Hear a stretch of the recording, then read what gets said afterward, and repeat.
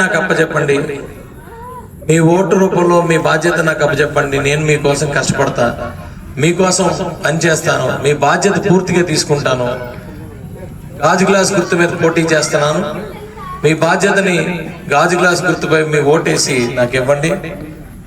ఇప్పుడున్న కన్నబాబు లాగైతే మాత్రం ఎవరు చేయలేరు. ఎందుకంటే ఓటేసిన వాడిని బానిసగా చూడగలిగే వ్యక్తి నాకు తెలిసి ప్రపంచంలో ఎవడు ఉండడు.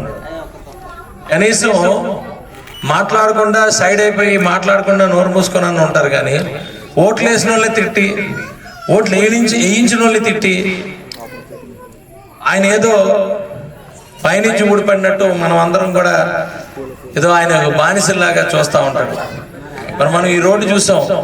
ఇప్పుడు ఎలక్షన్ వచ్చింది కాబట్టి గొంతులన్నీ కప్పారు. కానీ లేదంటే ఎలా ఉన్నదో మీ అందరికీ తెలుసు.